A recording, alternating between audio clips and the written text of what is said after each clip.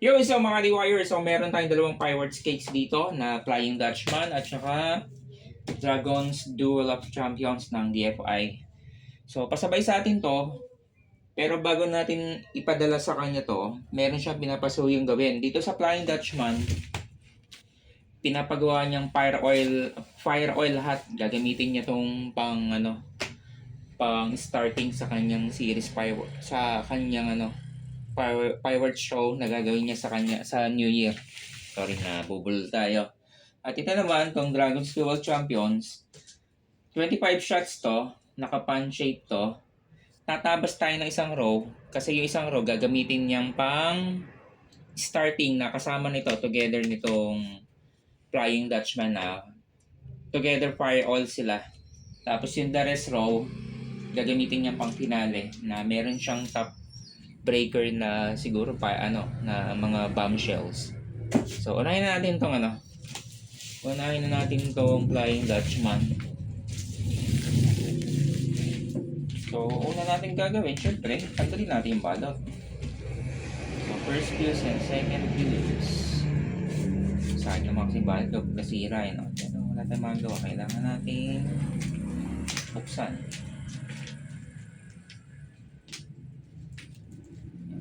Buksan na hindi gano'ng masisira. Lahanin na lang natin. So, tanggalin lang natin. Ikakat ko na lang kasi baka mahaba masyado yung video. Gusto ko yung short lang eh. Kasi kapag sobrang haba ng mga video, tinatamad panoorin ng iba. So yun, natanggalan natin yung kanyang pabalat. Silikan na natin. So yan. Napakadali lang niyang gawin. So, naka-biscuit fuse lang siya. Yan. Siya na rin nagsisilbing timer niya para sa sequence na hindi siya magsabay-sabay. Ang gagawin natin dyan, para sila ay magsabay-sabay, kailangan nating palitan ng pass fuse lahat. Tuhugin na natin ng isa-isa. Pwede yung gano'n, tigi-tigis ang pass fuse, pero kung natitipid kayo, diskartehan nyo na lang. Pero para sa akin, para siguradong sure ball na fire oil lahat, quick fuse na lang lahat. So, tirahin lang natin. Kuha tayo ng quick fuse or pass fuse. So, ito na, meron na tayong pass fuse dito. So, ang ginagawa ko sa pass fuse nito, para syempre makatipid na rin kasi alam naman natin ang mahal ng pass fuse ngayon, 1.8 na yata isang rolyo. Dati bili ko lang 1,000, naging 1,200. Ngayon ang SRP ngayon 1.8. So ang ginagawa ko, dati ko pa naman ginagawa, dati ko pa palang ginagawang discard nito. Ang ginagawa ko para makatipid sa pass fuse, hinahati ko siya sa dalawa. So ang laman nito, 5 ganito, 5 thread. Okay lang kahit dalawa lang yung isa tatlo. Mabilis pa rin yan. Kasi yung chemicals na ginamit sa pass fuse is perchlorate at saka weasel mix pala. So mabilis yung weasel mix, parang flash powder din talaga yan. Kaya pumuputok to eh. So yan, ito yung tatlo. So yan ang ginagawa ko para makatipid sa pass fuse at para syempre magkasya rin sa kada tube. So, ang gagawin natin, malamang ito isang buo. Ayan. Ito pa pala isa para sa, para makatipid kayo. Kasi ang gagawin ko dapat, ganito din. Pero, madami pa namang pass fuse. Para pati sure ball din yung ignition, lalagyan ko ng isa-isa. Pero ito yung isa pa sa diskarte para makatipid sa pass fuse yung sinasabi ko kanina. Ganitong diskarte yan, no? Tingnan, isang buo lang to. Isang buong haba lang tong fuse na to.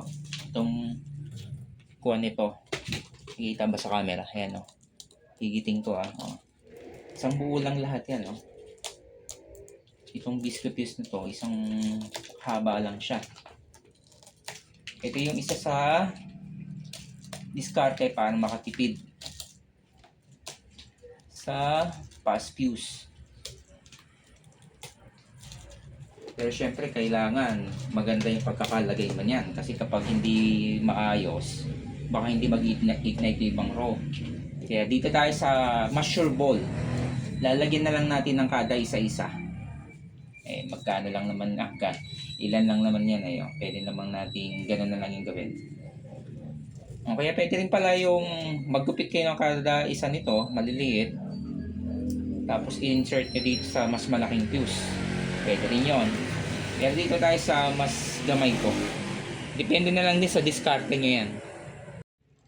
So yun, may na-prepare na akong 10 hinati sa gitna na quick fuse or fast fuse. So isa-isa na natin pa-insert dito.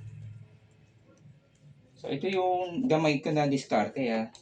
Kung mas gamay kayo yung ganon, yung kanina katulad sa Bisco na naka ganon-ganon lang, pwede naman yun.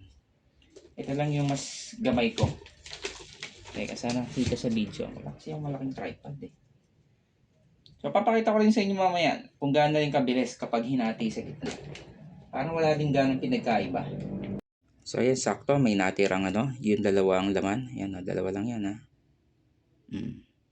So, lagyan natin masking tape at saka Bisco fuse para matesting natin. So, ayan na. Nabalot na ng tape at nalagyan natin Bisco. So, inipitan lang natin para siguradong hindi lumipad. Kasi, fast fuse yan. Sigurable nalilipad yan. Kaya kapag kasi hindi ko, sasarado rin ko kaagad yung salamin namin pinto. Baka talsikan ako sa harap.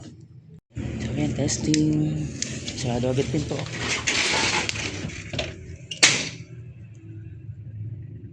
Sabi sa inyo kahit dalawa lang piraso yon, napakabilis talaga. Ayan na, diba? Mas cash na siya.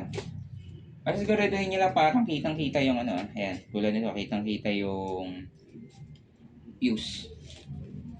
Para sigurado mag-ignite din syempre yung kuwan. So, ganun lang. Pang proseso ang gagawin natin. So, yan. Mas kitang-kita na.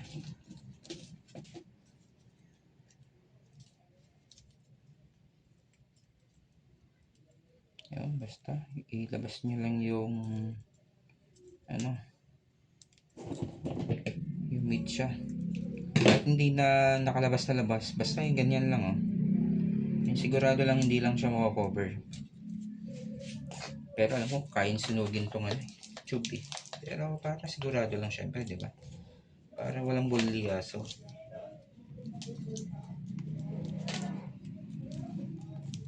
Yan. Ilubog nyo lang maayos. Pa.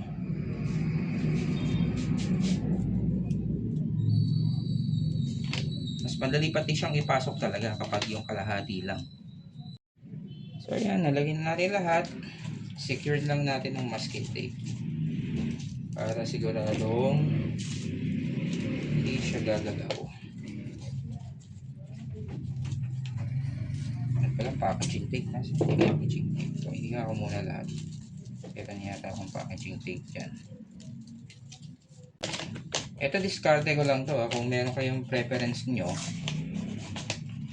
Yung syempre yung mga marurunong dyan, diskarte nyo yun. Ito naman sa akin, so far proven ko naman to, yung hinahati ko yung yung quick fuse, kasi napaka-sensitive niyan hindi yan basta-basta magbabago ang quality, ang kalidad, mabilis pa rin siya.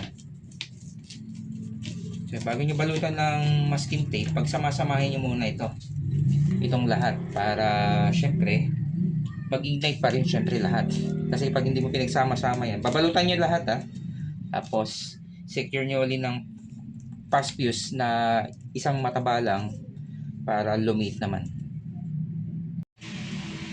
So mga kaliwires, nabalatan na natin yung bawat dulo ng fuse. Yan. Pagsasama-samahin lang yan, isi-secure nyo lang ng masking tape, tapos dudugtungan ng fast fuse. So mamaya ako nadudugtungan kasi sasabayan kasi ito nung isang row ng dual Nalagay ko siguro dito kung dito siya magkakaap ng magkakasya. So habang ina-ready natin itong nire-ready natin yung dual, papalawanan ko kung bakit pala dun lang sa first row tayo, sa first tube lang tayo yung naglalagay ng fast fuse. Kasi itong kada row nito, naka-fast fuse siya, naka-fast fire. Naka-fire oil pala, naka-fire oil siya. Meaning, sabay-sabay itong 5 kada row. Yan. Kaya dito lang tayo sa first tube naglagay nung pass fuse. So, dito na naman tayo sa dual. Open na natin. So, yan. Kukuha tayo ng isang row. Itong row na to. Kukuhin natin yung first line. Tapos, lalagyan na lang din ulit natin ng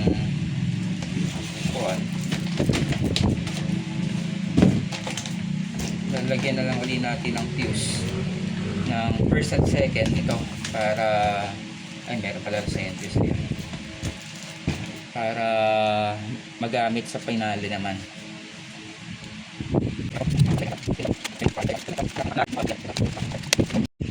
So meron pa palang alambre dito sa ilalim. Meron sa ilalim, meron din sa babo yan. Ayun, meron na. So yun, nakaut na natin yung alambre. Tintigit na lang ang sunod.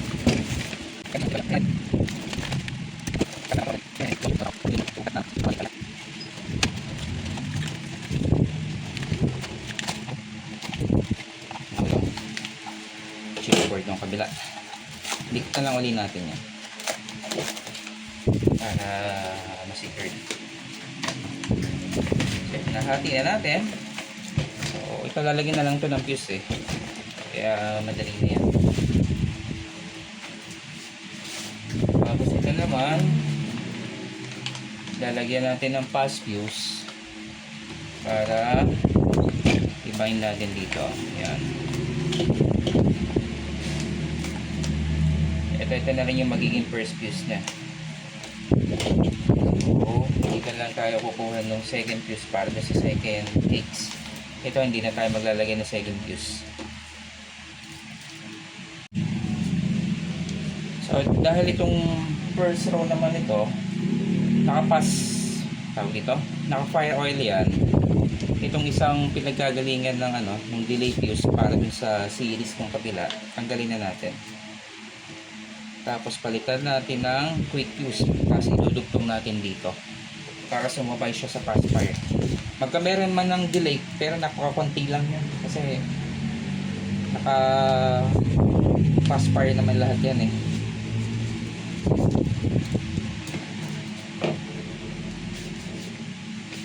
Oops, sorry. Binilog ko lang ng konti para pumasok. Pwede yung palitan pa ng konti para kung gusto nyo talagang siguro kung naninigurado kayo na mag-ignite. Pero mag-ignite yan kasi ang lakas ng burst nito nasusunod nga itong itong tube nito kasi manipis lang Ayan.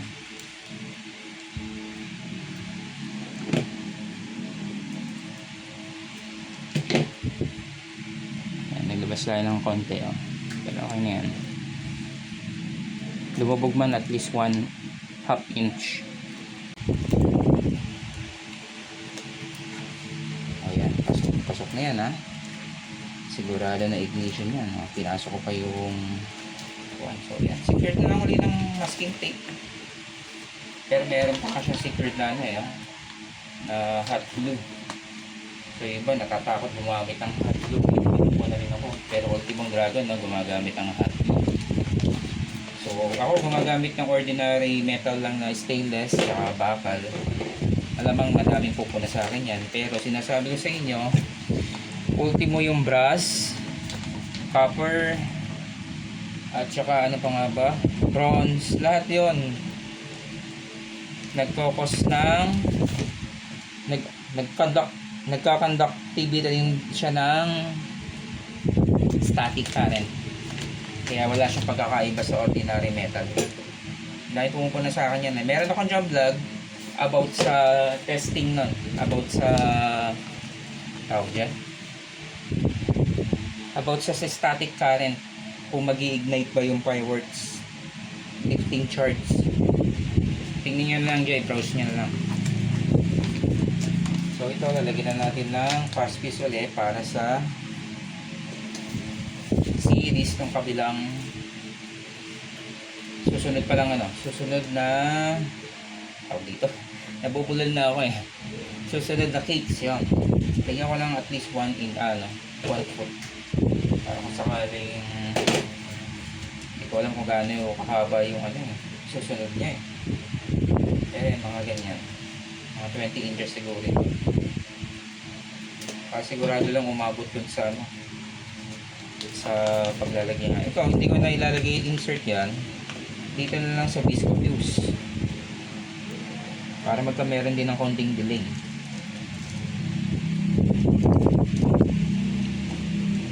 Kung sumabay man, medyo konti lang yan. Hindi basta sasabay na mabilis yan.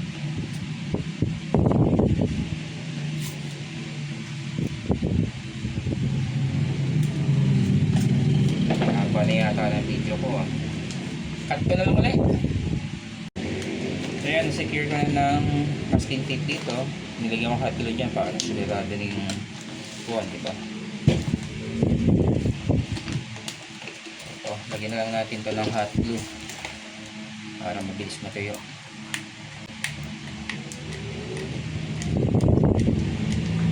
Bukod sa hot glue, lagyan din natin ng packaging tape.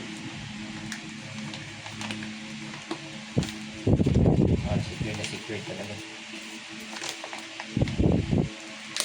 Ayan, okay na. So, dugtong na lang natin to. At tapos na. Yan na yung connecting niya sa isang susunod na cakes. So, ito, pagdudugtong na natin. Kala ko, gusto nyo nakaganyan. Gusto nyo nakaganyan. Kaya gusto ko na ganito.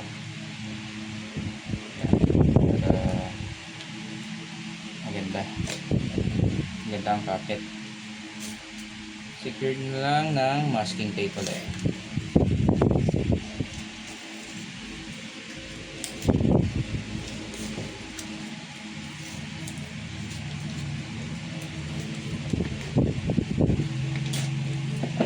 Bago nyo dito,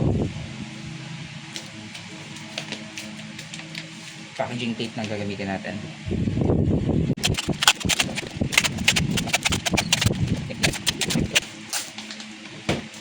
Ayos na. Nakagawa na tayo ng fire all. So ito na yung main fuse nya. Naka-parallel na rin to dito. Naka-fire all lahat yan. So ito na yun sa next cakes po siya. Lagi ako nawawala. So yun lang. Hindi ko na siguro papakita to kung paano ko lalagyan kasi napakasimple yung gagawin. Yan o. Lalagyan mo lang siya ng fuse dito ng quick fuse tapos ng visco para sa pagsisilis, or pwede vice versa. Ito na yung kanyang main fuse. Ay hindi, mas maganda yung nito yung pinali dito pag itong ginawang pinali. So dito pa rin, dito tayo maglalagay ng first fuse kasi alam ko yung pinali yata nito may crack So yun mga ka-D-Wire, salamat sa patuloy pagtutok at sa mga bagong viewers, please subscribe and pakalik na rin bell button para maging updated kayo sa aking mga pinagtag.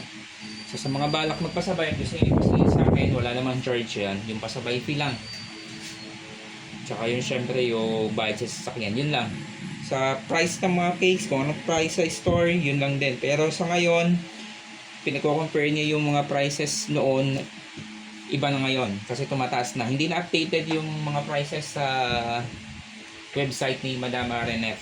Tumataas na talaga bahagya ng pa-konti-konti. Sure po, sa December mas mataas na yan. Kaya hanggat maaga pa, hanggat marami pang stock, magpasabay na kayo sa akin. DM nyo lang ako sa Facebook. Salamat! So ito na nga, ipakita ko na nga rin. So ayan, naglagay na lang tayo ng fast fuse dito sa tube na to. Nandito rin yung fast fuse niya. Ayan.